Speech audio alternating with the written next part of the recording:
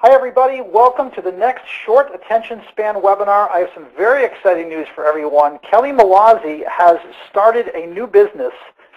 Kelly, is it okay if I tell them about it? Go ahead, go ahead. All right. Kelly is cloning salespeople. That's right. Kelly is cloning salespeople, and she said to me, Bill, do you think we could do a webinar on what makes up the great salespeople so that I know exactly who to clone? And I said, sure. Absolutely, Kelly. Here we go. I think there's not enough oxygen in my office today. What do you think? Maybe. These are in no particular order. I don't know. Maybe we can talk after we've kicked out all 5 of them. But Kelly, likability. Talk to me about that. Is that okay? This is a little more complicated than it seems, folks, because we all think that if we look a certain way and we smile and we're attractive, that's really going to cut it. But this really is more of a I want to talk to this person and I find this person to be interesting and, more importantly, interested in me. You think about the kinds of people you like and really want to spend time with. It's people who are mutually respectful. You respect them and they respect you, and what that boils down to is they don't only talk about themselves. They ask interesting questions. They appear to be interested in what the other person is saying. They're patient, and we're going to get into some of the other characteristics a little bit later, but they're good listeners.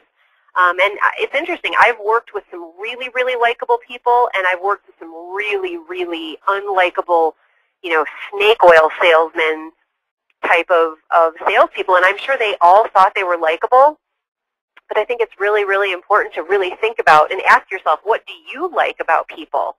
And then, sometimes it's a little bit painful, but we have to, turn the mirror on ourselves and say, am I likable? Am I, by that standard, by those definitions, is that me?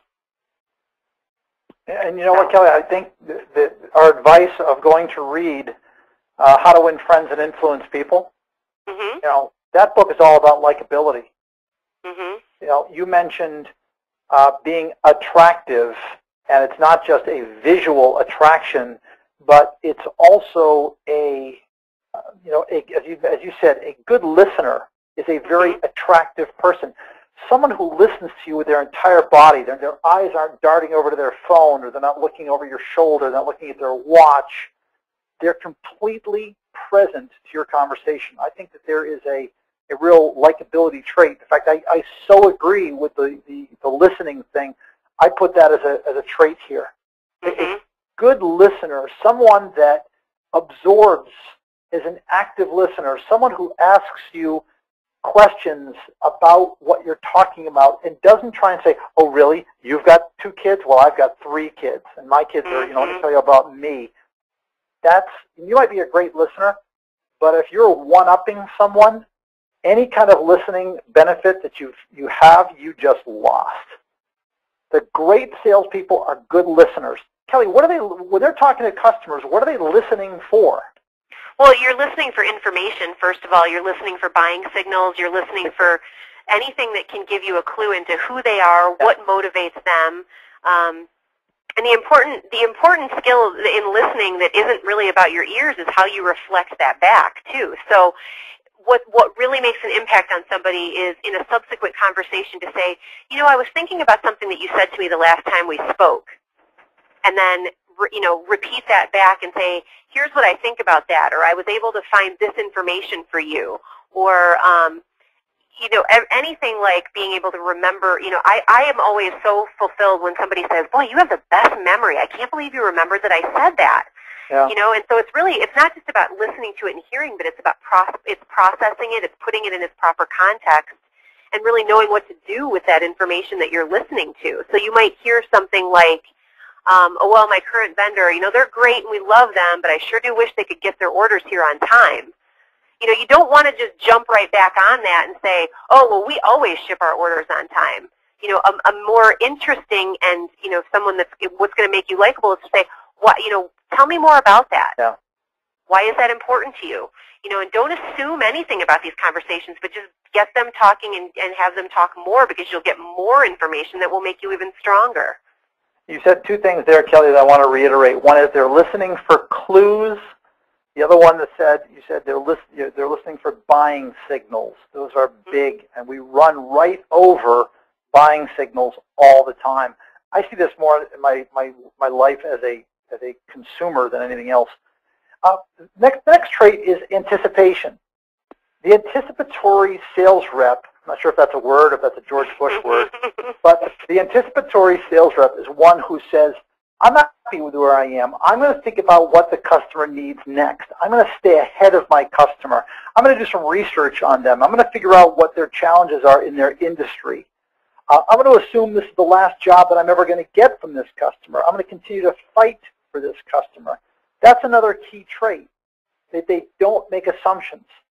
They're living in a world of anticipation. It's like driving defensively. It's doing other people's thinking for them. These are the people that don't get run over. Next up is confidence. Confidence is a great thing, except when it runs over into cockiness. Right? I was just going to say the exact same thing. There's a fine line there. There's a very fine line. Sure. And it's kind of funny, you know, they say that the traits, the traits in a child that you find so annoying are sometimes the catalyst for what makes them successful. My youngest daughter is extremely confident, and she's determined as hell. She's stubborn, I should say. She's been stubborn for a long time. Now it's manifesting itself into motivation, which is great because that, again, is feeding that confidence. The great salespeople are confident. And you know what, Kelly? They're even confident when things aren't going well. Right. And that's remarkable. You know, anyone can be, excuse me, anybody can be happy when there's $2 million in the bank, but when you're down, you've lost a big account, and you still have that inner peace, you still have that confidence, I think that's a great thing.